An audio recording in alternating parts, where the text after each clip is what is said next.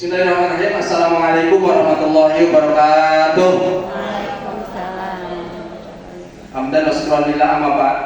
Puji dan syukur pada kita sama-sama panjatkan kehadirat Allah Subhanahu wa taala yang telah memberkati kita semua pada siang hari ini. Alhamdulillah kita bisa berkumpul di aula ini dalam rangka mengikuti tahapan kegiatan yang dilaksanakan oleh Pak Rianto sebagai calon guru penggerak. Pada kesempatan ini akan bertemakan diseminasi budaya positif. Salawat serta salam semoga selamanya tercurah limpahan atas junjungan kita Nabi Muhammad SAW, keluarganya, para sahabatnya dan umatnya di akhir zaman. Amin ya Allah ya Rabbal alamin. Bapak Ibu yang saya hormati, baiklah sama-sama kegiatan ini kita awali dengan membacakan basmalah.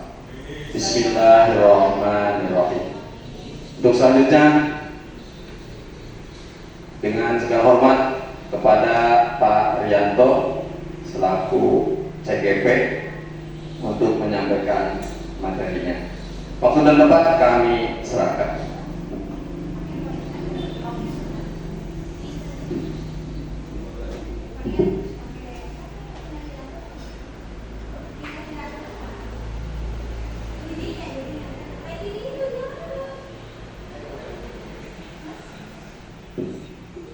Bismillahirrahmanirrahim. Alhamdulillahirrahmanirrahim.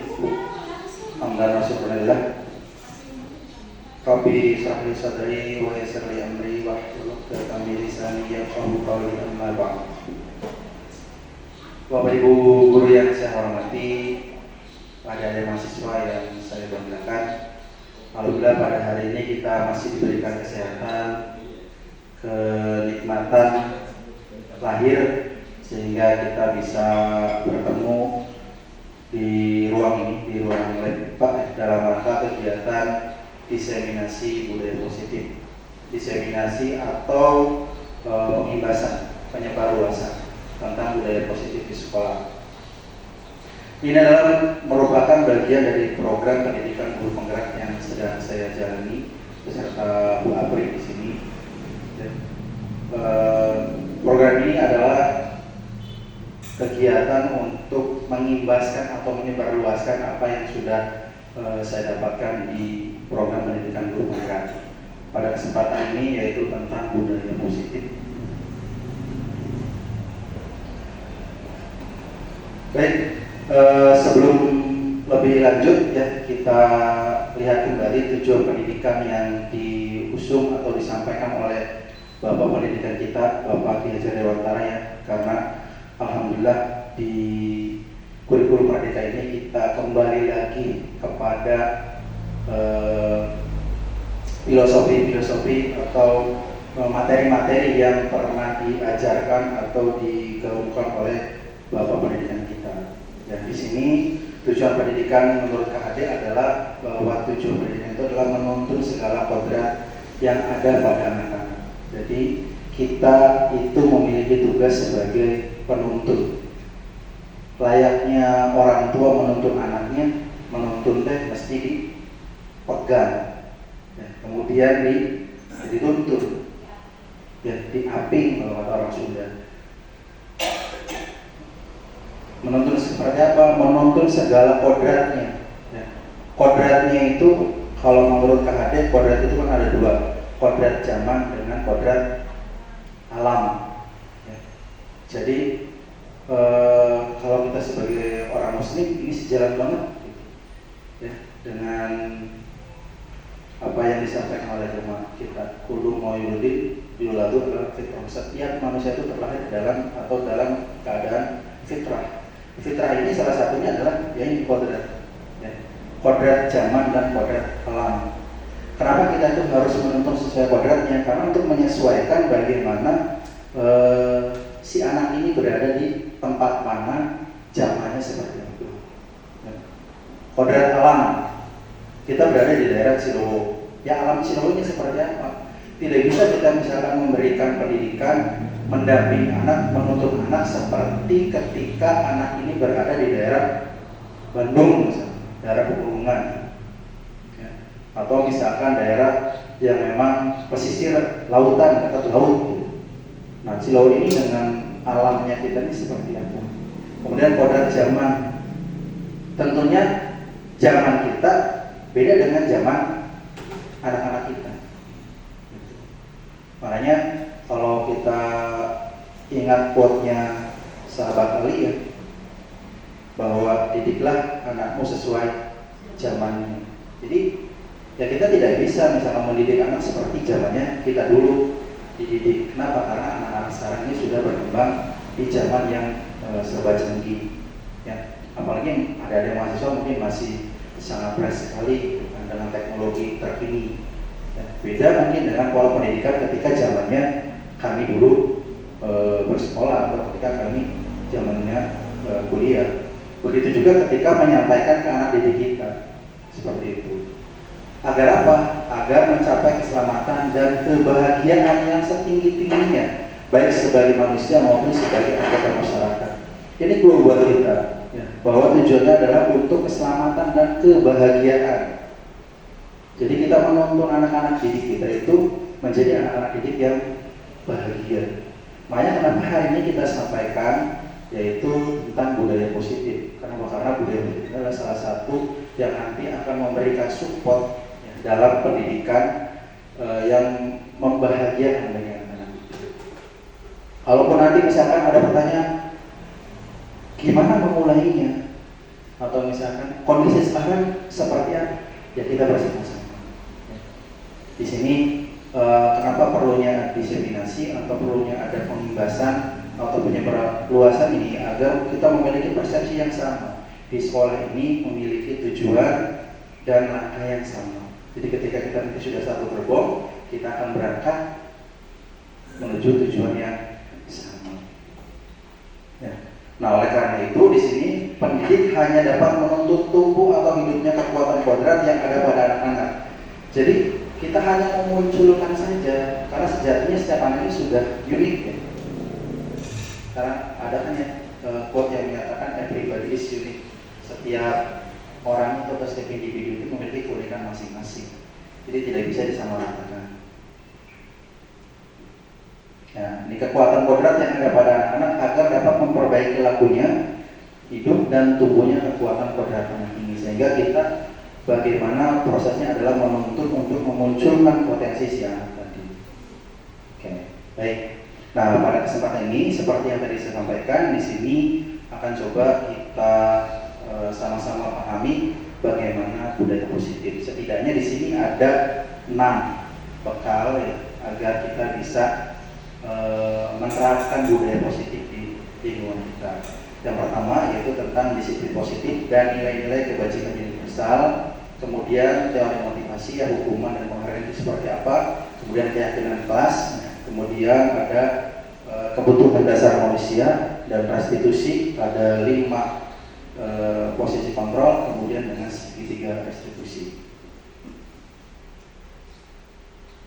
Baik. Yang pertama, disiplin positif dan nilai-nilai kebajikan universal. Setidaknya ini ada 3 bagian besar. Yang pertama adalah perubahan paradigma, kemudian makna disiplin itu seperti apa, dan nilai-nilai kebajikan universal, khususnya kebajikan universal yang diusung atau menjadi tujuan kita sebagai bangsa Indonesia.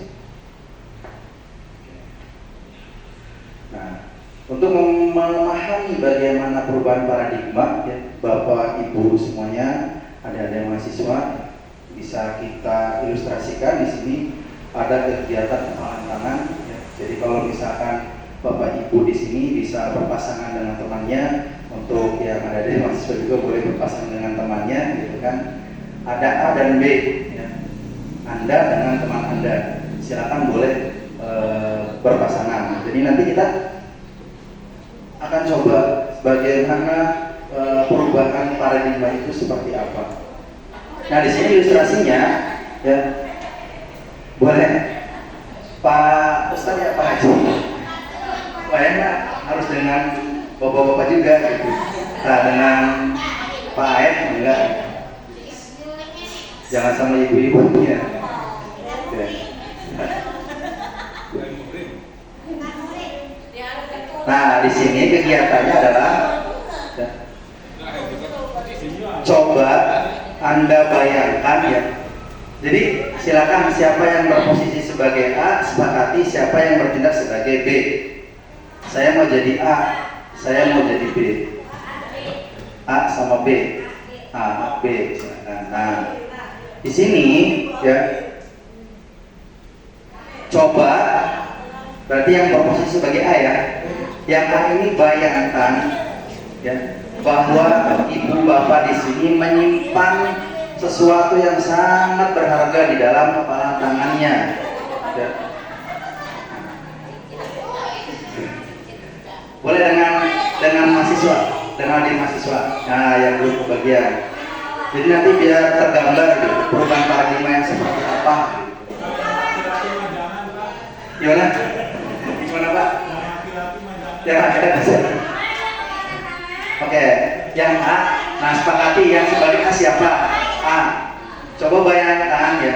Nah, ibu memiliki sesuatu yang berharga di dalam, misalkan yang perempuan non ya yang berharga.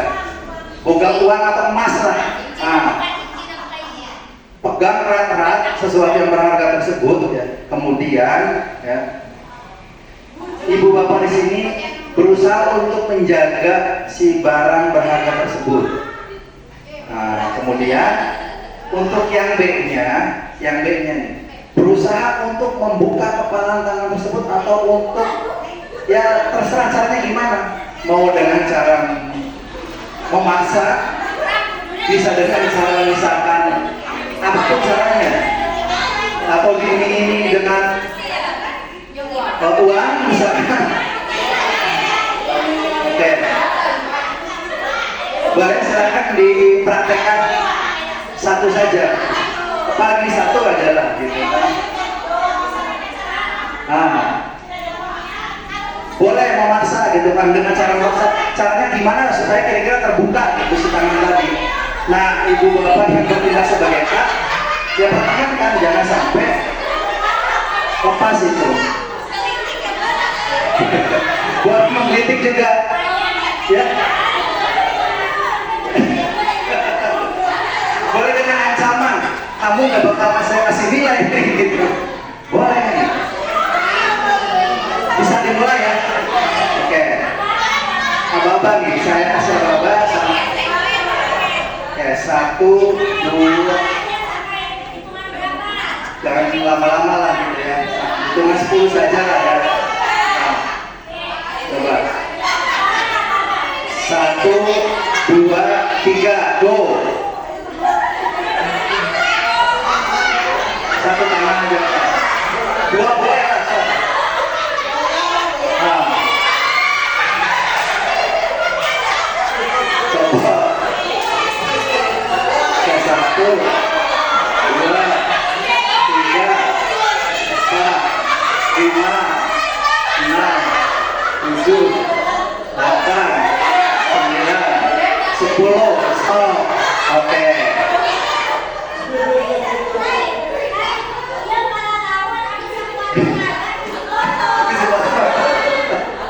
Oke, apa yang terjadi ketika ibu bapak melakukan aktivitas itu?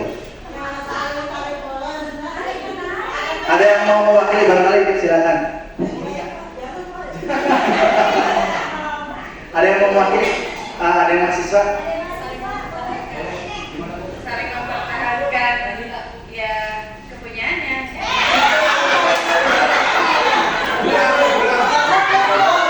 Saling mempertahankan kepunyaannya. Bu Haji barangkali ada yang mau ngasih pendapat?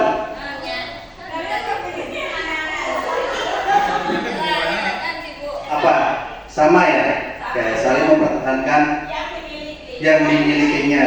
Oke, sekarang. Nah, yang tadi berposisi sebagai A di sini. Apakah Anda membuka kepalan tangan Anda? Ada yang membuka nggak? Ada. Membuka dengan sukarela. Membuka dengan sukarela. Sukarela. Dipaksa. Oh, dipaksa. Berarti bukan sukarela ya? Sukarela.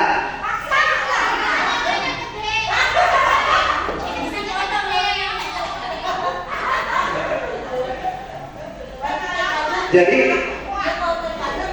tidak ada yang membuka secara suka rela gitu ya intinya. Nah, apakah Anda menutup kepalan tangan Anda tadi? Menutup kabeh kan ya? Semuanya menutup. Kenapa sih menutup begitu erat?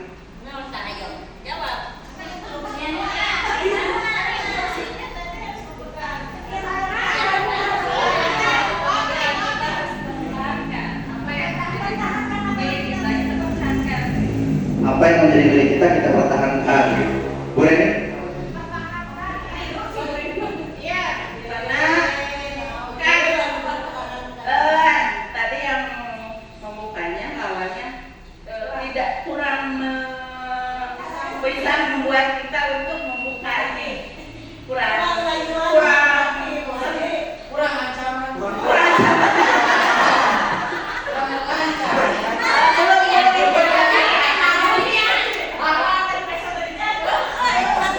tidak ada sesuatu hal yang membuat saya ingin membuka ini karena kurang tadi kan di situ bisa dengan apa, bisa dengan intimidasi, bisa dengan memberi uang supaya membuka ini karena kurang itu. Oke. Jadi tadi yang mempertahankan gitu kan, mempertahankan kepemilikannya, kemudian karena usaha dari yang berposisi sebagai B itu kurang, gitu ya. Artinya kurang memberikan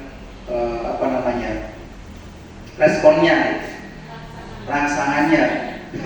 Mau misalkan digelitik atau apa, bahkan tadi dikasih uang sudah gitu. Kalau misalnya dikasih uang mungkin dibuka-buka saja gitu. Ya.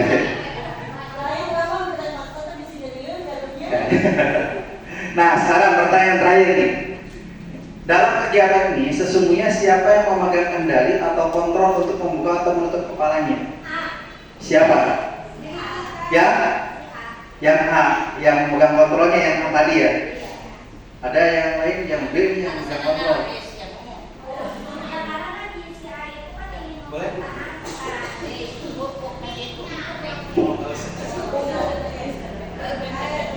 Gimana Bu?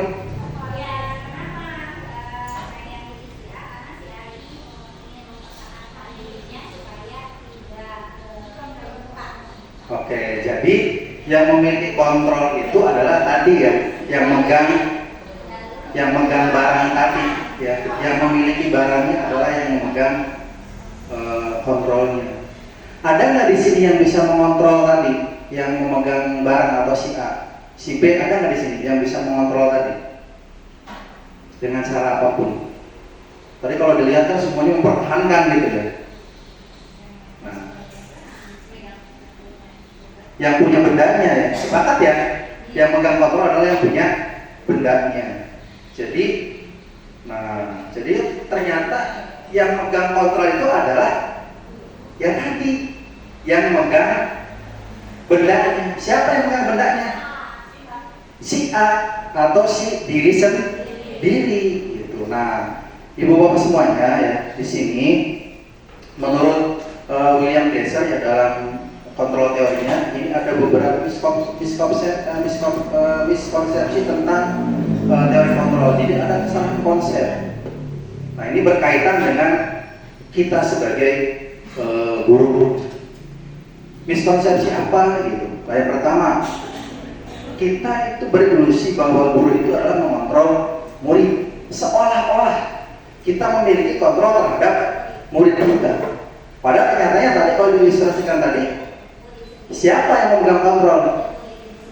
Ya murid diri sendiri. Kita tidak memiliki kontrol atas murid kita. Nah di sini ya, pada dasarnya kita tidak dapat memaksa murid untuk berbuat sesuatu. Ya jikalau murid tersebut memilih untuk tidak melakukannya. Kenapa? Karena kontrol itu ada dalam diri sendiri. Dengan cara apapun tadi. Dan kalau diilustrasikan di kegiatan tadi, mau itu diancam, mau itu dipaksa, sama seperti kita ke murid kita kan kayak gitu. Ya. Nggak mengerjakan PR diancam, nilainya goreng, nilainya jelek. Tapi kalau misalkan dianya tidak mengerjakan, apakah kita bisa memaksa? Enggak, kalau anaknya misalkan nggak mau ya tetap nggak mau. Padahal kita sering beranggapan bahwa kita mampu mengontrol murid kita. Ya. Kemudian lagi ya di sini, ilusi bahwa semua penguatan positif, efektif dan bermanfaat.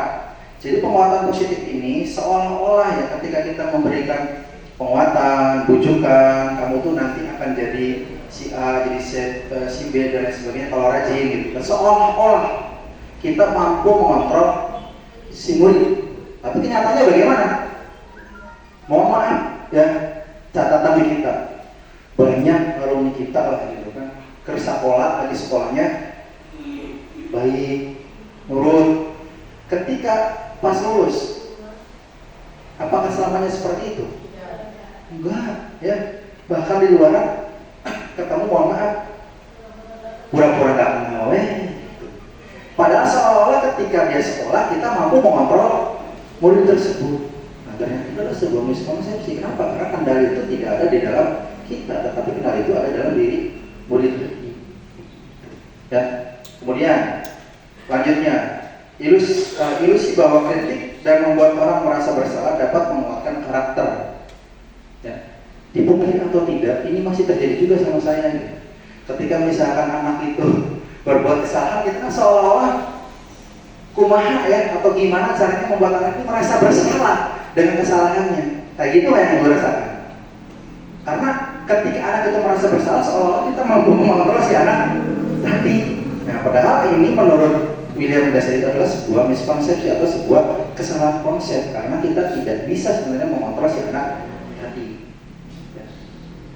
Jadi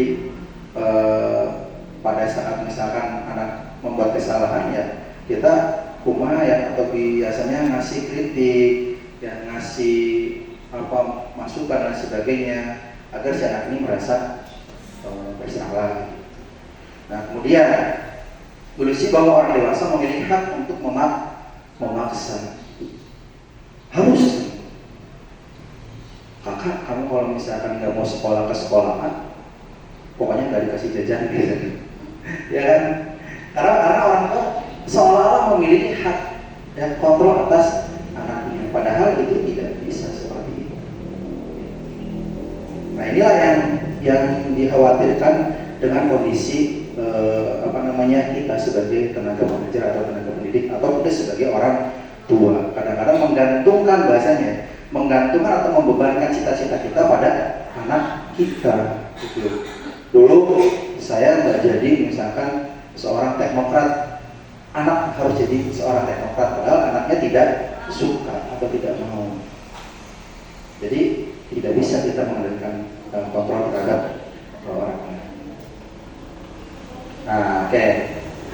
Sekarang gimana caranya ya merubah paradigma stimulus respon kepada pendekatan teori kontrol tadi ya. Nah, di sini ada kutipan ya dari Stephen Cover ya. Dia bilang bahwa bila kita ingin membuat kemajuan perlahan, sedikit-sedikit ubahlah sikap atau perilaku Anda. Namun bila kita ingin memperbaiki cara-cara utama kita, maka kita perlu mengubah kerangka acuan kita. Ubahlah bagaimana Anda melihat dunia, bagaimana Anda berpikir tentang manusia. Ubahlah paradigma Anda, skema pemahaman dan penjelasan aspek-aspek tertentu tentang realitas. Jadi, ya kita harus merubah cara pandang kita terhadap anak-anak kita, anak-anak didik kita. Nah, di sini ya bisa dibandingkan oleh ibu bapak ya semua adik-adik mahasiswa tentang stimulus respon dengan teori kontrol. Ya. Jadi biasanya gini, kita mencoba mengubah orang agar berpandangan sama dengan kita. Biasanya kayak gitu. Jadi kalau misalkan anak itu berbeda pendapat, kamu salah gitu. Harus sama dengan pendapat kita. Padahal harusnya dalam teori kontrol ya kita berusaha memahami pandangan orang lain tentang dunia. Ya, kalau bahasa ini memang kalau kamu ingin dimengerti, tolong mengerti dulu aku. Kayak gitu ya. Kan kayak gitu. Iya. Jadi sebenarnya itu kan sudah dilakukan ya mahasiswa ya, teman-teman mahasiswa. Kamu lagi misalkan lagi jadwal sama seseorang gitu. Pokoknya mah ikuti dulu gitu maunya gitu. Nanti juga ya seperti itu sebenarnya. Ya. Jadi kita harus mencoba memahami pandangan orang itu tentang dunia ini seperti apa sih. Tidak sesuai dengan kemauan kita. Jadi nggak bisa misalkan A harus A, B harus B. Tapi kita juga tadi yang diajak bicara kita adalah manusia. Kemudian perilaku buruk dilihat sebagai suatu kesalahan. Pokoknya mah anak melakukan keburukan itu salah gitu. Padahal ya semua perilaku ini memiliki tujuan. Anak bolos gitu, kamu salah nih bolos gitu. Tapi kita tidak pernah nanya tujuannya apa dan salah. Pokoknya ketika misalnya melanggar, pokoknya salah saja. Apapun tujuannya, padahal pasti memiliki tujuan. Gitu. Ya. Kemudian orang lain bisa mengontrol saya. Nah ini, padahal teori kontrol ini ya di sini hanya Anda yang bisa mengontrol diri Anda seperti tadi. Jadi kontrol itu ada dalam diri kita sendiri, tidak berada dalam ranah orang lain. Saya bisa mengontrol orang lain, ya. Padahal kenyataannya menurut teori kontrol Anda tidak bisa mengontrol orang lain. Kemudian yang pemaksaan ada pada saat bujukan gagal. Pokoknya mah kalau misalkan saya membujuk gagal harus dipaksa. Padahal tidak seperti itu. Harusnya ada kolaborasi dan konsensus ya, kerjasama, menciptakan pilihan-pilihan baru. Jadi kalau misalkan dibujuk gagal, ya diajak kolaborasi, maunya seperti apa? Gitu. Kamu pengennya apa sih? Biar saya berubah. Nah gitu ya. Biar kita sama-sama enak. Kenapa? Karena di poin terakhir ya tidak ada menang dengan kalah, tetapi harus win-win solution. Jadi dua-duanya menang. Ya. Karena di kecakapan APA 21 itu kan tidak ada yang namanya kompetisi, gitu. Tetapi adanya adalah kolaborasi. Jadi bagaimana menciptakan kolaborasi yang baik. Nah, disiplin positif. Nah, sekarang kita masuk ke bagiannya disiplin positif. Disiplin positif itu apa sih? Nah, disiplin positif di sini ya. Disiplin berasal dari kata disiplina yang artinya adalah belajar.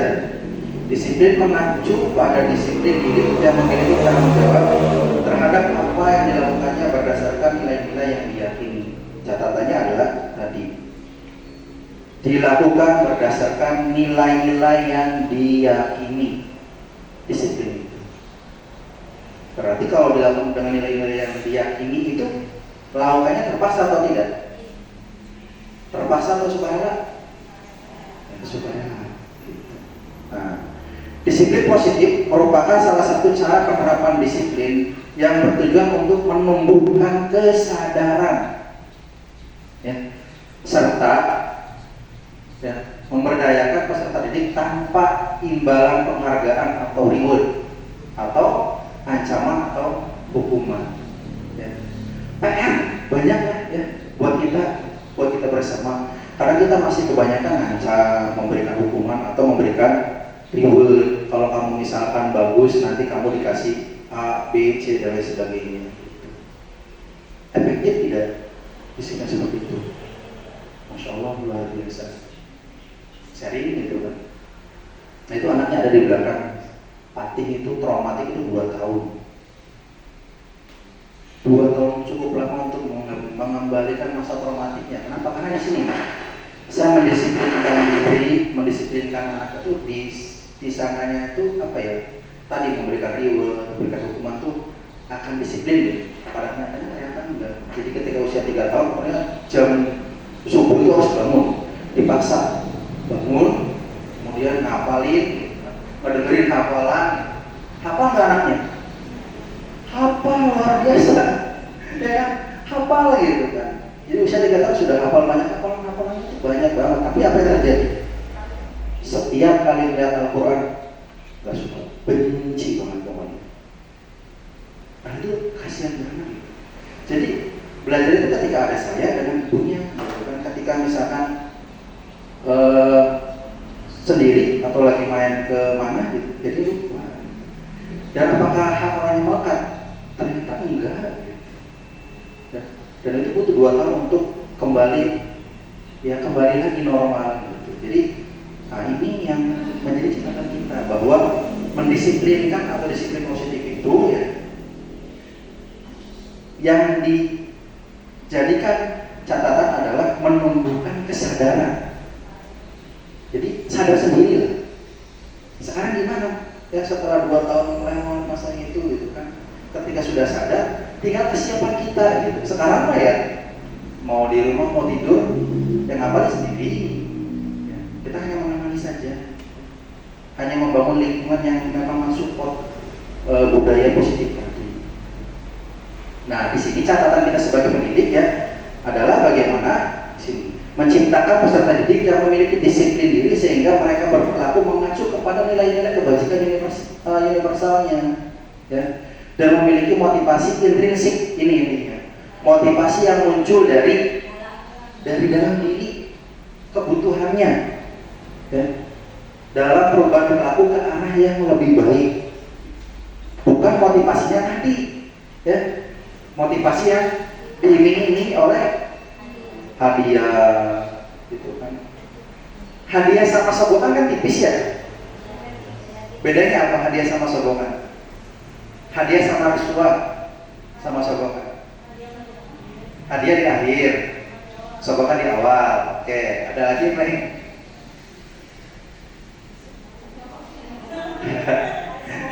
Konsepnya tadi ya. Hadiah itu di akhir, Pak. Di akhir tapi gimana cara ngisinya? Kalau hadiah itu lebih cenderung kepada kejutan. Jadi kita nggak pernah kasih tahu namanya hadiah mah selesai hafalan gitu kan. Nah, main yuk kemana? Ke warung. Sok kamu mau es krim apa? Tapi kita tidak pernah memberitahu kalau kamu hafal ini nanti bapak belikan ini ya.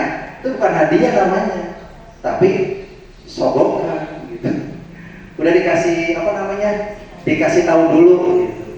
Nanti kalau kamu lolos ujian masuk perguruan tinggi negeri, nanti bapak belikan motor baru ya. Mau yang apa? Gitu. Nanti kita tinggal ke dealer. Nah, itu adalah sogokan, bukan hadiah. Ya. Nah di sini kita itu mendisiplinkan diri itu agar muncul motivasi intrinsiknya itu disiplin positif. Oke. Lanjut ya sekarang. Tadi kan catatannya adalah nilai-nilai kebajikan universal. Apa sih nilai-nilai kebajikan universal? Di sini nilai-nilai kebajikan universal adalah sifat-sifat positif manusia yang merupakan tujuan mulia yang ingin dicapai setiap individu. Nah, nilai-nilai tersebut bersifat universal dan lintas bahasa, ya. Kemudian suku, ya, suku bangsa, agama maupun latar belakang. Jadi tidak ada lagi pemata-patakan ras dan sebagainya. Agamanya apa, bahasanya apa. Di sini kan ada yang bahasanya Jawa, ada yang Sunda, ada yang mungkin dari mana gitu kan. Bu Haji yang asli Sunda, saya dengan Pak Ojan yang Jawa Sunda misalkan. Istri Sunda, saya Jawa misalkan. Kan beda. Nah, tapi di sini ya itu tidak ada seperti itu. Jadi catatannya adalah nilai-nilai kebajikan universal ini ya semua. Nah, karena kita berada di bangsa Indonesia, ya, di negara ini, ya, nilai-nilai kebajikan yang ingin dicapai oleh setiap orang Indonesia ini biasanya kita kenal dengan profil pelajar Pancasila. Saya husnudon, yakin ibu bapak semua guys hatam, sudah hafal pisan gitu. Yang namanya profil pelajar Pancasila apa saja gitu. Ya, ada apa saja di situ? Beriman, ya kan? Beriman bertakwa kepada Tuhan Yang Maha Esa, ya. Kemudian berkebinekaan global, mandiri, bernalar kritis, kreatif, gotong royong. Ini sudah ada sejak dulu, ya. Bangsa kita tuh bangsa yang gotong royong, ya. Orang sana mungkin baru mulai namanya kolaborasi, ya. Kolaborasi itu kan gotong royong sebenarnya, ya. Nah, harusnya kita menjadi manusia atau menjadi bangsa yang luar biasa. Kenapa? Karena nilai-nilai kebajikan universalnya sudah sangat luar biasa sekali. Oke, kemudian kita coba masuk, ya. Motivasi, hukuman, dan penghargaan serta restitusi itu bagaimana? Nah, ini yang sempat tadi disinggung. Motivasi perilaku manusia secara garis besar tadi digolongkan menjadi dua. Ada motivasinya adalah motivasi intrinsik, kemudian motivasi eksternal. Jadi ada dua motivasi. Yang mana kita, ya, biasa kita menjadi motivasi kita, ya kembali kepada diri kita. Tapi harusnya kita ini berada, ya, atau memiliki motivasi internal. Nah, karena tujuan dari disiplin positif ini adalah motivasinya motivasi internal.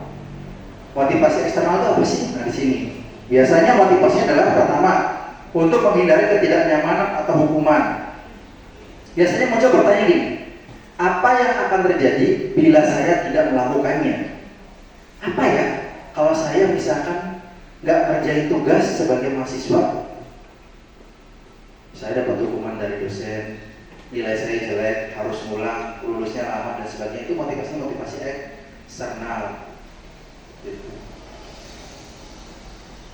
Kalau saya misalkan datang terlambat ke sekolah, ya, pinjarnya telat misalkan, kenapa ya? Atau apa yang akan terjadi, ya? Nah, itu adalah motivasi eksternal. Atau misalkan untuk mendapatkan imbalan dari orang lain, ya, atau institusi. Apa yang akan saya dapatkan apabila saya melakukannya? Dapat hadiah nggak? Dapat reward nggak? Kalau saya datang tiap hari misalkan sebelum jam 7, yang dulu kan kita pernah, ya, dapat reward gitu, dapat hadiah. Itu motivasinya motivasi motivasi eksternal atau internal? Eksternal gitu. Ya. Jadi tujuannya ada tujuan yang sesuatu yang lain.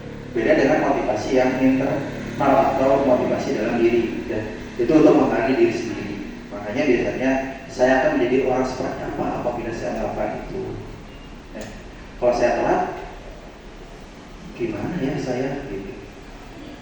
Nah, jadi motivasi dalam diri, motivasi internal, bukan motivasi dari luar.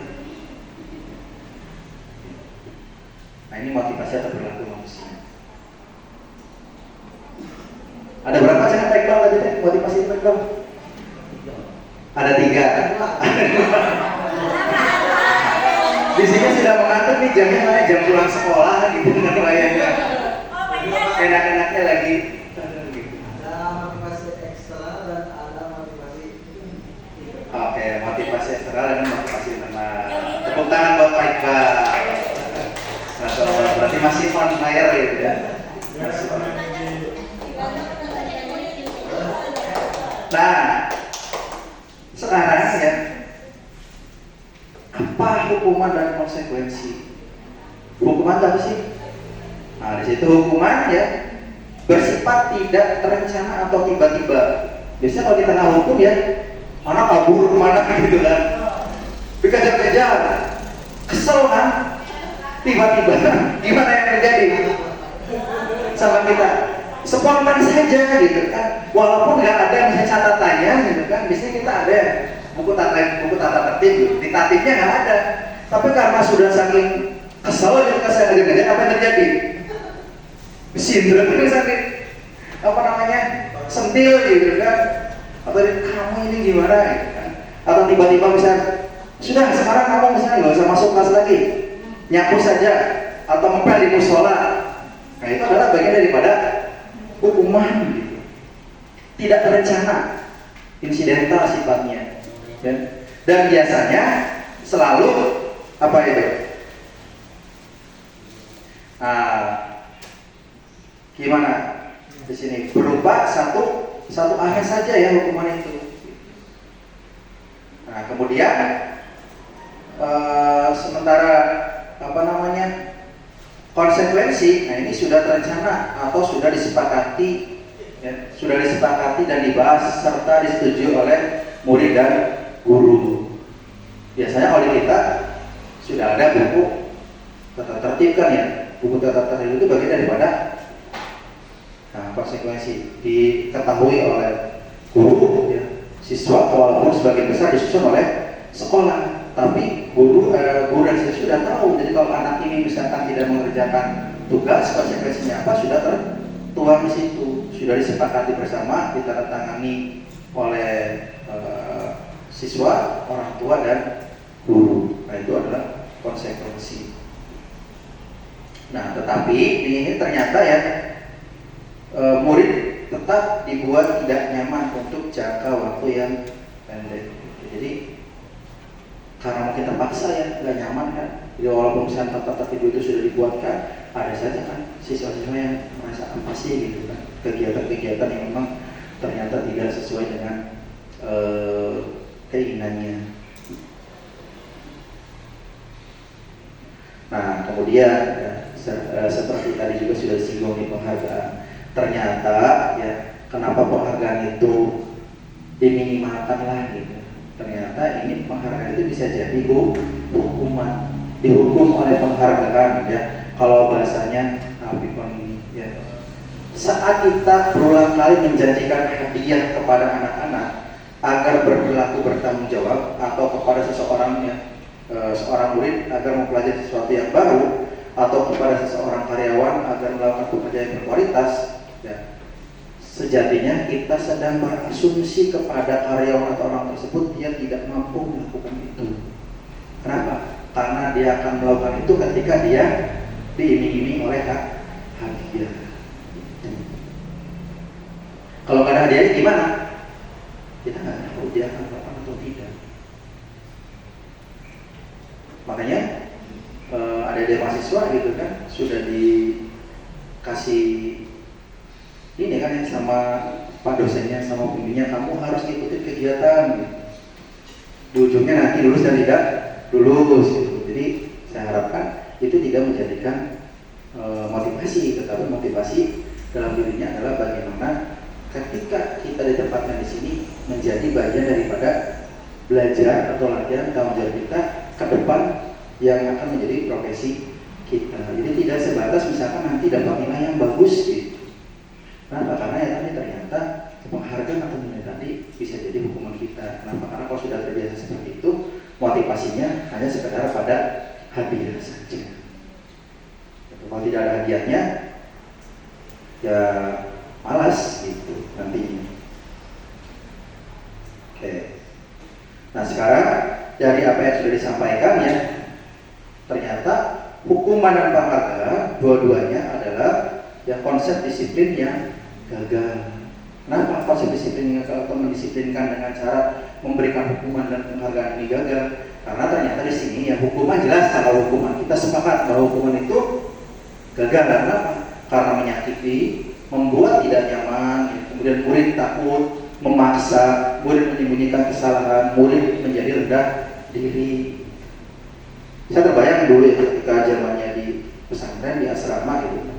Kalau misalkan nggak bangun pagi sama Pak Yainya itu disiram pakai air es gitu, teringat sampai sekarang gitu tuh. Dan ternyata itu luar biasa bagi teman-teman yang memang pernah dapat takziran atau pernah dapat hukuman tuh, melekat sampai sekarang gitu. Jadi ada bahasanya apa ya, trauma mungkin ya. Jadi ada ketakutan. Jadi kalau nggak bangun pagi, karena sudah pasti kalau nggak bangun pagi disiram bukan pakai air biasa, pakai air es nyiramnya gitu.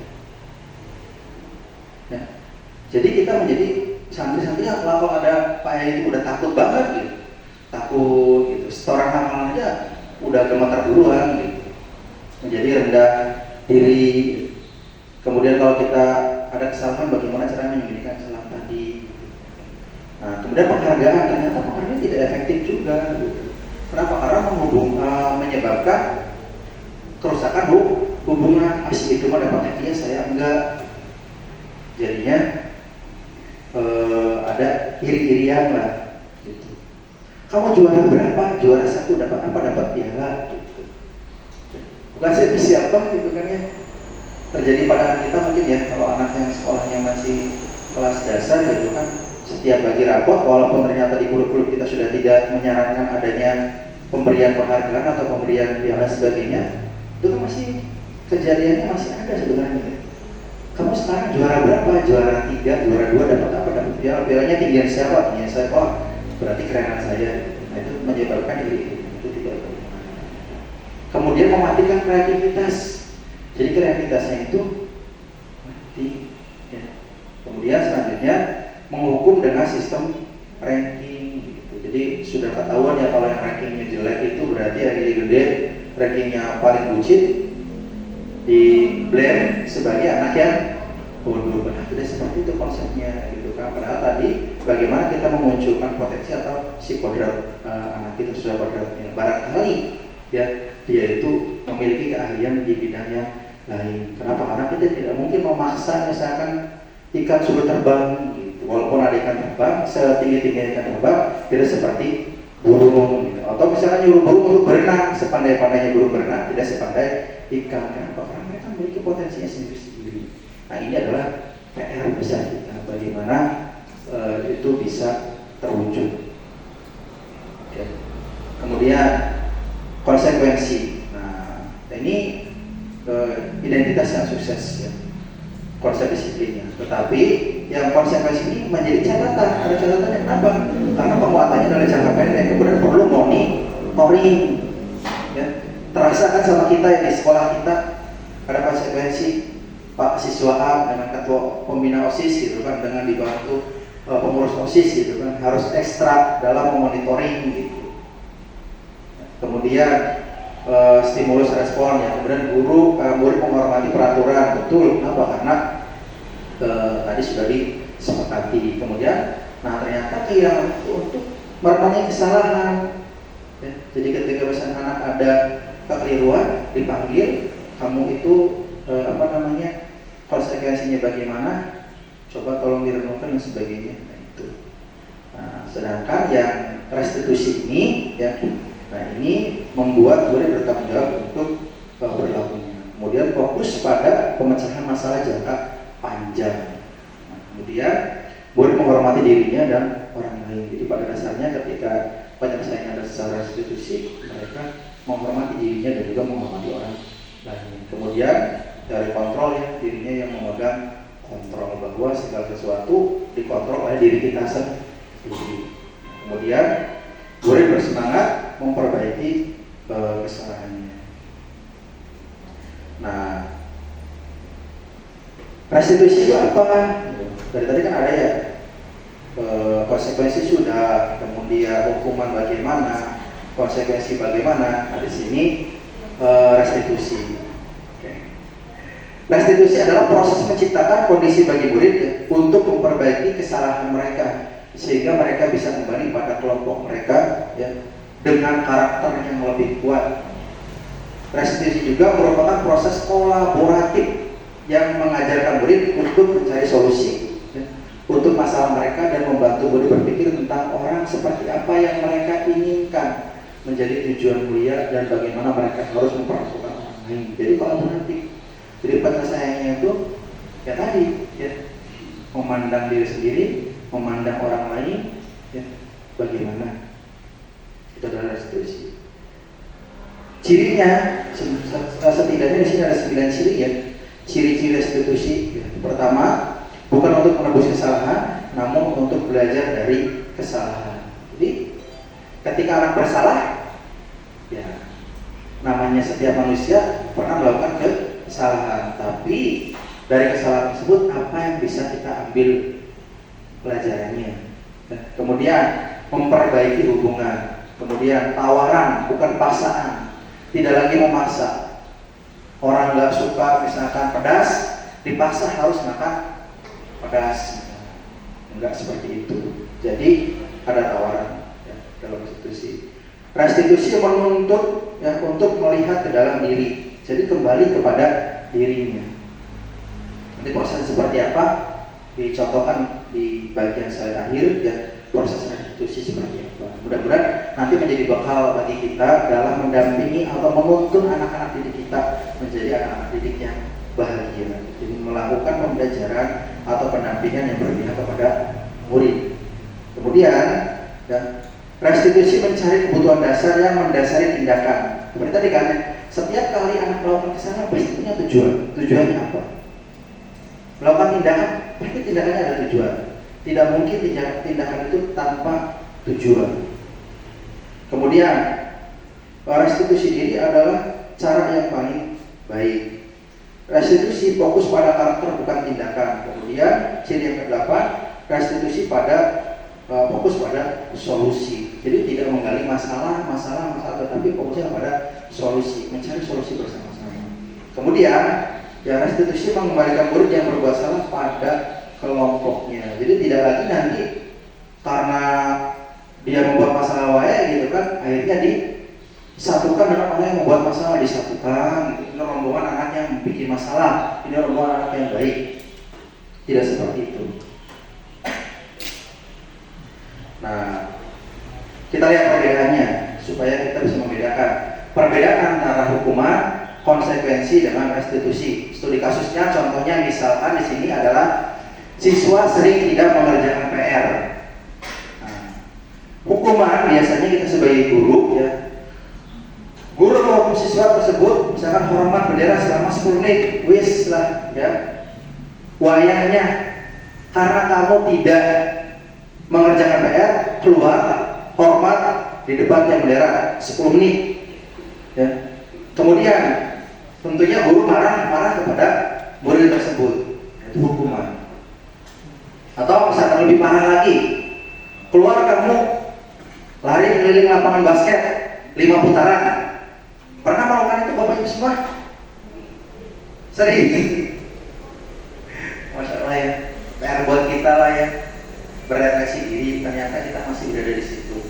Jadi ketika anak melakukan kesalahan, kebanyakan kita menghukum si anak tidak mengerjakan PR seperti yang di sini. Ini kayaknya kebanyakan ya saya kira masih berada di hukuman yang pernah saya lakukan gitu.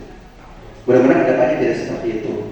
Konsekuensi ya, guru memberikan konsekuensi untuk mengerjakan PR-nya saat istirahat atau dikerjakan sebanyak 3 kali lipat. Kamu tidak mengerjakan PR, kerjakan PR-nya, dikasih PR lagi, atau pada saat jam istirahat misalkan.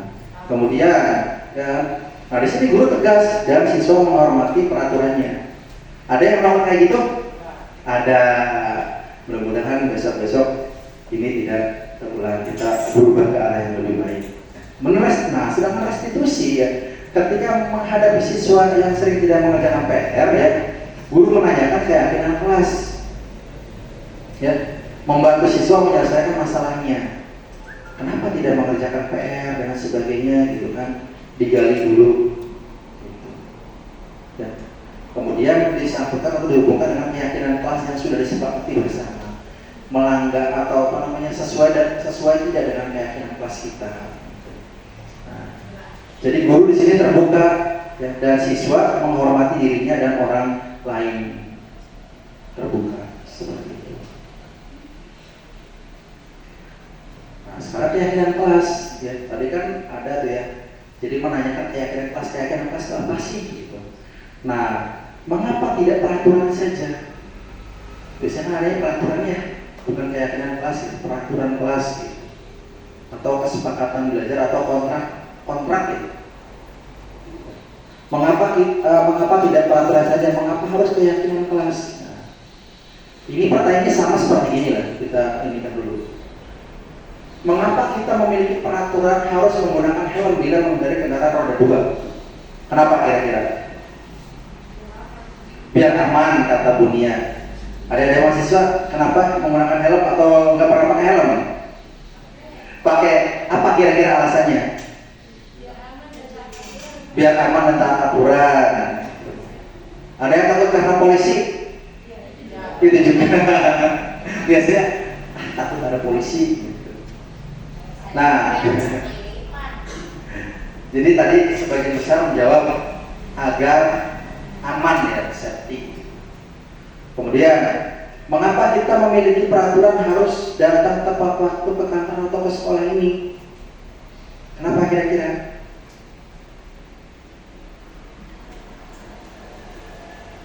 Kenapa?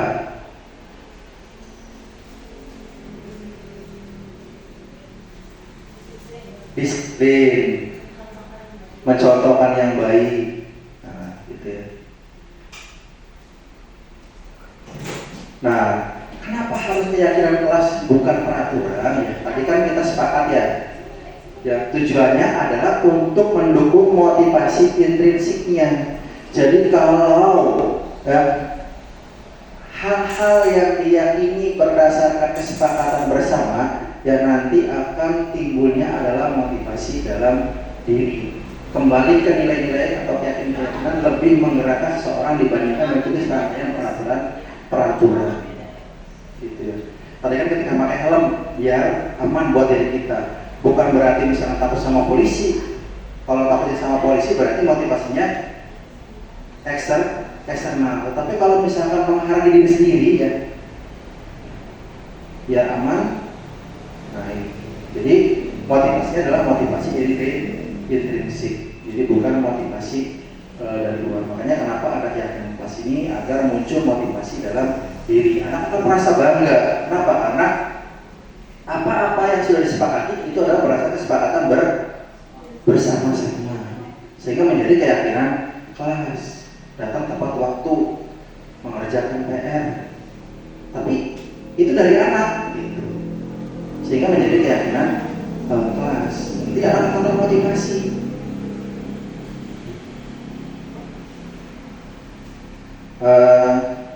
Ini contoh ya ketika kemarin membuat keyakinan kelas di kelas 7B gitu. Kemudian ini ke contoh keyakinan kelasnya ya. Setiap anggota kelas ini perlu belajar contohnya. Kemudian setiap anggota kelas ini perlu senang ya. Jadi nanti tidak ada lagi anak-anak yang bullying gitu. Karena bullying ini kan sangat dekat sekali ya gitu. Mudah-mudahan itu tidak menjadi kebiasaan nantinya. Karena kan bullying tidak hanya bullying fisik saja, gitu kan? Bullying verbal, gitu kan? Karena mungkin dianggap itu menjadi sebuah hal yang dianggap tidak bullying, padahal itu adalah bagian bullying. Sehingga ketika anaknya mengalami perundungan, murung, tidak bahagia. Nah, setiap anggota kelas yang perlu melakukan tugas ini adalah contohnya dengan kelasnya. Kemudian setiap anggota kelas perlu saling menghargai. Tidak ada lagi misalkan anak itu yang menganggap bahwa si A ini terlalu rajin, gitu kan, terlalu malas, gitu. Tapi saling menghargai dan kemudian merasa aman, gitu. Oke. Next kita ke kebutuhan dasar manusia. Apa-apa yang dilakukan oleh kita ya. Tadi kan memiliki itu tujuan. Tujuannya untuk apa? Nah, sebenarnya ini ya, untuk memenuhi kebutuhan dasarnya. Nah, di sini kebutuhan dasar manusia itu ada 5. Untuk apa? Bertahan hidup ya. Kemudian untuk kasih sayang dan rasa diterima. Kemudian untuk penguasaan, untuk kebebasan, dan untuk kesenangan. Ya. Disadari atau tidak, tujuan-tujuan yang kita lakukan, ya 5 ini kebutuhan dasar kita. Selfie, gitu kan? Sebelum makan dipotong dulu, lagi makan di soalnya, gitu kan? Dipotong dulu, gitu. Dipotong dulu, upload ke sosmed. Kira-kira kebutuhan dasar yang mana? Kesenangan. Boleh dong gitu. Kayak gitu ya. Jadi untuk itu gitu. Untuk kemudian kebutuhan dasarnya.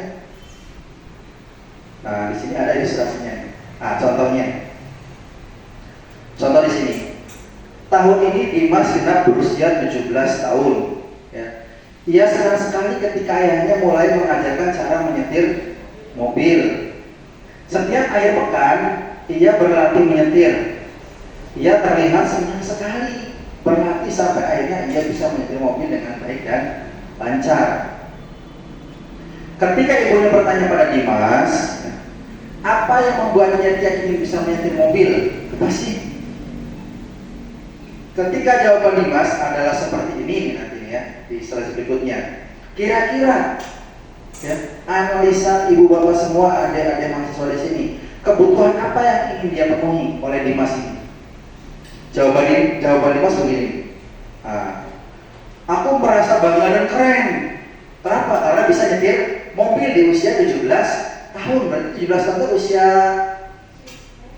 SMA ya? Usia SMA.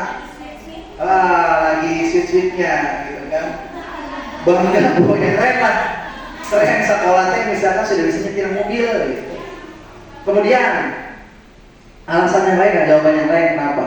Biar bisa jalan-jalan naik mobil sama teman-temanku.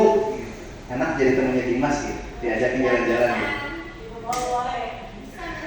Aku senang bisa pergi ke tempat-tempat yang aku suka.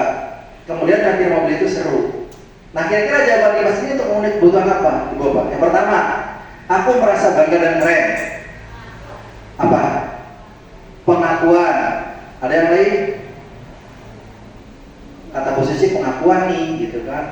Aku merasa bangga dan keren, ingin diakui. Tadi apa ya? Ada yang ingat 5 kebutuhan dasar? Apa tadi? Wah, efek sudah siang. Bertahan hidup, penguasaan, kasih sayang, kemudian kesenangan dan kebebasan. Dimas jawabannya kayak ini, kayak di sini. Aku merasa bangga dan keren. Diterima, pengen diterima gitu. 2, biar bisa jalan-jalan naik bersama-sama dengan teman-teman saya naik mobil. Kesenangan. Kemudian, aku senang bisa pergi ke tempat-tempat yang aku suka. Mana aku tuh? Kebebasan.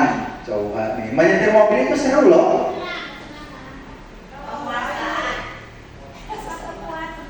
Apa? Penguasaan. Nah, coba kita lihat jawabannya tuh. Yang pertama, yang pertama adalah penguasaan. Kan tadi dia bilang nih, aku merasa bangga dan keren gitu. Kan? Bisa jalan-jalan gitu. Nah, sama tadi katanya sama teman berarti kan pengen diakui sama teman-temannya nih, gitu kan? Itu diterima sama temannya. Bener yang tadi, nah aku senang nih bisa pergi ke tempat-tempat yang aku suka. Ya dia pengen bebas dimanapun dia pergi. Kalau pakai sepeda atau pakai motor misalnya, terbatas buat teman-teman. Kemudian nggak bisa pakai motor berpergian yang sangat-sangat jauh, kurang bebas mobilnya. Kemudian menyetir mobil itu seru. Nah, ini kan clue-nya kan ada kata seru, berarti kan senang. Nah itu. Jadi setiap tindakan yang dilakukan itu sebenarnya adalah untuk memenuhi kebutuhan dasarnya. Ya. Apapun yang dilakukan oleh anak didik kita. Nah, dan ini ya 5 posisi kontrol. 5 posisi kontrol ya di sini. Ada 5 nih sebagai penghukum, pembuat orang merasa bersalah, sebagai teman, sebagai pemantau dan sebagai manajer. Nah, lihat dua semua. Identitas yang gagal atau kontrol luar ini 2 nih. Gagal. Penghukum dan pembuat orang merasa bersalah. Jadi ibu bapak bisa bereaksi diri lah. Ada dari mahasiswa juga kan lagi PPL ya, lagi kegiatan menjadi seorang guru. Bisa merefleksikan diri saya itu berposisi sebagai apa dalam menemani atau menuntun anak-anak didik kita.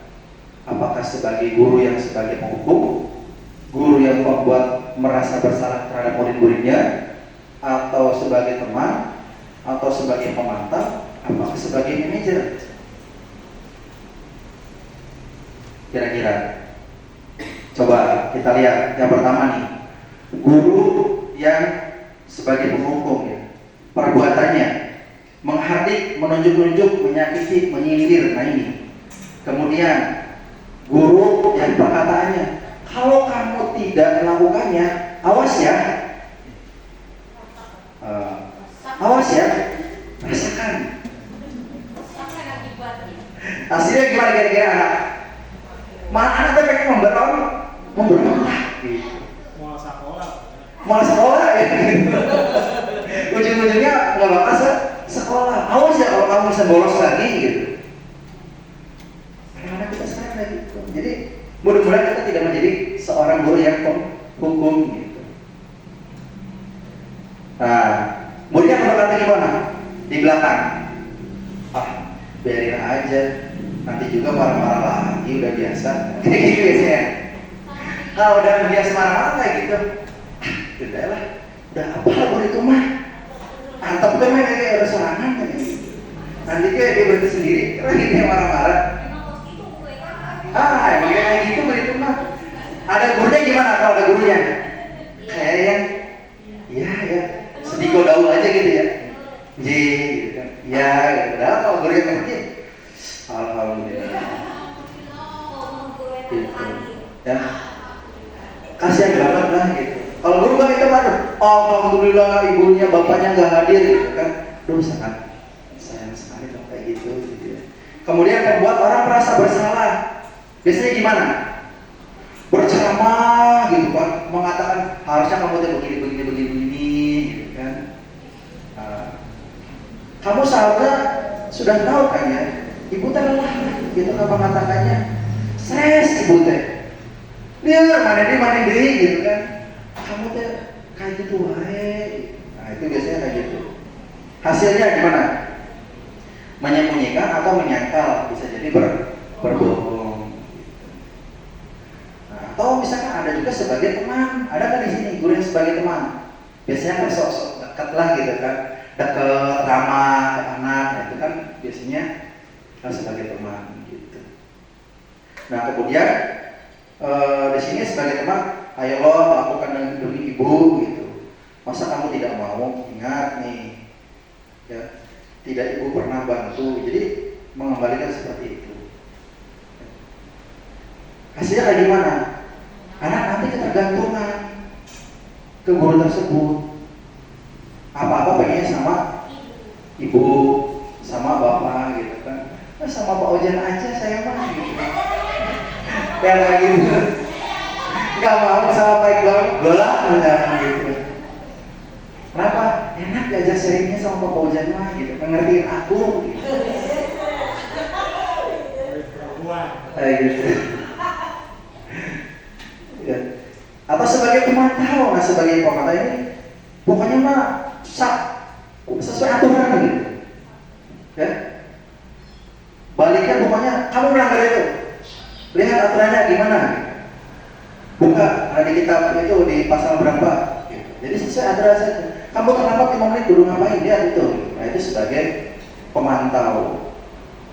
Ya. Pekerjaannya kayak gimana kalau pemantau? Kayak tadi gitu kan, ketika mengasih konsekuensinya harus mengerjakan di saat jam istirahat. Dipantau tuh. Nanti setelahnya coba kalau istirahat, ibu tungguin di sini, kerjakan. Nah itu mantau gitu. Capek kan pemantau. Tapi kalau ini juga misalkan kita kasih tugas, cul aja gitu, nggak dipansi nggak apa gitu. Ya, nah identitas berhasil ya, yang sukses ini kalau dilihat ya, menghargai diri sendiri juga. Nah, ini adalah sebagai manajer. Jadi gurunya perbuatannya gimana? Bertanya-tanya ya, menanyakan gitu kan. Apa yang kita yakini, apa yang bisa kau kerjakan untuk memperbaiki masalah ini. Jadi lebih kepada menguatkan pribadi si anaknya. Jadi nanti buat juga berkata bagaimana caranya saya bisa memperbaiki keadaan ini. Gitu. Biasanya di sini guru BK ya keterampilannya manajer gitu. Mudah-mudahan kita dengan mempelajari 5 posisi kontrol ini bisa sebagai manajer gitu, Bapak Ibu wali kelas khususnya atau Bapak Ibu guru yang lain. Ya. Kemudian mengevaluasi diri, bagaimana cara memperbaiki diri. Jadi dampaknya adalah murid akan merefleksikan setiap kegiatan atau setiap tindak tanduknya atau setiap apa yang dia lakukan. Nah, di sini contohnya nih. Contoh penerapan 5 posisi kontrol. Studi kasusnya misalkan ini yang biasa kita banyak terjadi di kita. Ketika hari Senin, ya, siswa tidak memakai atribut lengkap satu upacara bendera. Kira-kira kita berada di mana dari 5 posisi kontrol ini? Sebagai pengumpul, pemantau, teman, pembuat merasa bersalah, atau sebagai manajer? Pengumpul. Oke ya, lihat di sini. Ketika anak itu tidak lengkap atributnya, ya, bilang nih pengumpul, patuhi aturan sekolah, lalu berdiri di depan barisan, ke depan, misah di barisannya. Ya kayak gitu, sebagai pengumpul. Kalau pemantau gimana? Kamu sudah melanggar, apa peraturan dan konsekuensinya? Karena kan tadi yang kalau pemantau dikembalikan kepada peraturan. Gitu. Nah, sedangkan teman, ayolah yang tertib, buat Pak Guru bangga. Kali ini tidak apa-apa deh, kamu salah, tapi nanti besok-besok jangan ya. Jadi teman gimana sih? Ramah, sama teman kan kayak gitu. Sedangkan membuat merasa bersalah, ya, soal berusaha membuat si anaknya merasa bersalah. Berapa kali Pak Guru harus memberitahu kamu gitu. Pak Guru kecewa sama kamu lagi. Ya kayak gitu. Jadi si anaknya merasa bersalah. Nah, sebagai manajer, ya kalau sebagai manajer, apa kamu tahu kesalahanmu? Kira-kira bagaimana kamu akan memperbaiki kesalahan ini? Jadi mengajak kepada kembali ke keyakinan si anak tadi, kalau misalnya kesalahan ini terulang harus seperti apa. Nah, dari kegiatan restitusi ya, tahapannya, ini caranya ini ada segitiga restitusi dalam mengatasi anak-anak kita atau bersama anak-anak kita. Jadi ketika misalkan anak-anak melakukan sebuah kesalahan atau kekeliruan, kita bisa gunakan dengan cara segitiga restitusi ini. Yang pertama adalah gimana? Menstabilkan identitas. Jadi kita stabilkan dulu kondisi si anaknya. Karena kan biasanya kalau dia lagi ada masalah, emosinya suka meledak. Jadi kita stabilkan dulu emosinya. Ya. Setiap orang pasti pernah melakukan kesalahan. Jadi kita harus menstabilkan emosinya, menstabilkan identitas. Kamu bukan satu-satunya yang pernah melakukan ini. Setelah itu baru tahapannya adalah validasi tindakan yang salah. Jadi divalidasi tindakannya. Karena tadi kan setiap melakukan tindakan mesti ada tujuannya, ada sebabnya atau ada sebabnya. Kamu tentunya punya alasan mengapa melakukan itu. Adakah cara yang lebih efektif untuk mendapatkan apa yang kamu butuhkan? Nah, setelah validasi tindakan yang salah, kemudian menanyakan keyakinan kelas apa yang telah kita sepakati. Nah, kamu ingin menjadi orang seperti apa? Jadi kembali kepada keyakinan kelasnya. Nah, itu adalah langkah-langkah dalam restitusi. Nah, ini bisa dilihat contohnya nih. Contoh kegiatannya.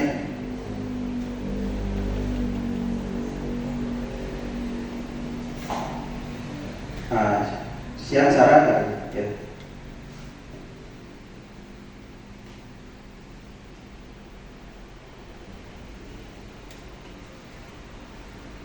Posisi lagi di situ menstabilkan identitas. Nah, si gurunya bilang ya, bahwa pasti merasa bersalah atau merasa kesal gitu.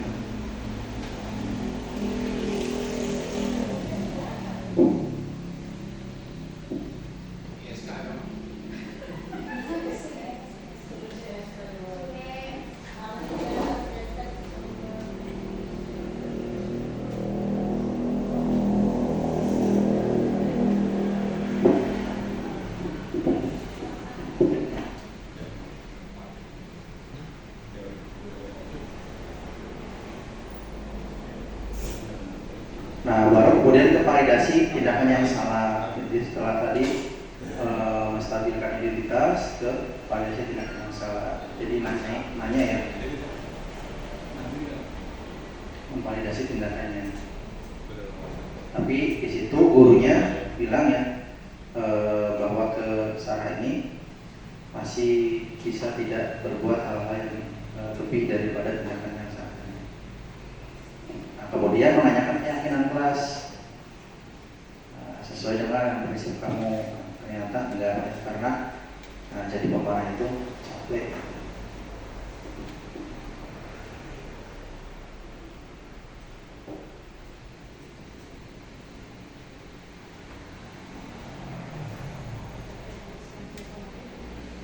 Iya. Kayak Ustadz Komar ya, tokohnya. Ustadz Komar sama Ajeng nih. Cocok lah Ustadz Komar sebagai siswaan. Nah, lebih praktik ya, mulai dengan diri sendiri. Jadi lebih sabar. Jadi kembali menanyakan keyakinan siswanya. Nah, bersedia memperbaiki masalah ini, gitu kan? Menjadi orang seperti apa? Kemudian saya akan menjadi orang yang bertanggung jawab dan proaktif. Indah ya kalau melihat penanganan anak-anak seperti yang ada di video ini. Iya. Ya. Skenario-nya ada yang paling bagus skenario. Kayak mudah-mudahan ya ini menjadi contoh buat kita bahwa dalam melakukan restitusi atau ini pendampingan anak-anak kita ya, dengan segitiga edukasi kita menjadi menjadi guru-guru yang luar biasa, menjadi guru-guru yang menyajikan pembelajaran yang berpihak kepada murid dan anak-anak menjadi anak-anak yang bahagia. Jadi kalau misalnya penanganannya seperti tadi kan anak-anak tidak ada lagi anak-anak yang nakal. Jadi ketika datang ke gurunya kemudian mengungkapkan masalahnya dan sebagainya ditangani dengan segitiga edukasi tadi ya, menstabilkan identitasnya, kemudian dengan menanyakan keyakinannya. Jadi setelah kondisi stabil ya, kemudian validasi tindakannya sudah, kemudian keyakinan kelasnya juga dia sudah pahami, kemudian anak akan mengambil inisiatif ya, untuk memperbaiki ke depannya. Gitu. Seperti itu Bapak Ibu semuanya, yang mudah-mudahan apa yang saya sampaikan bermanfaat ya, kemudian kita menjadi guru-guru yang mampu menyajikan budaya positif di sekolah kita. Dan kita bersama-sama ya, karena tidak bisa melaksanakan tanpa dukungan ibu bapak semua, ya, dukungan semua warga sekolah. Jadi mudah-mudahan kita menjadi sekolah yang memang sekolah ramah anak dengan budaya yang positif. Ya, terima kasih, itu saja yang bisa saya sampaikan. Bila bisa bilahat, saya akhiri. Assalamualaikum warahmatullahi wabarakatuh. Waalaikumsalam.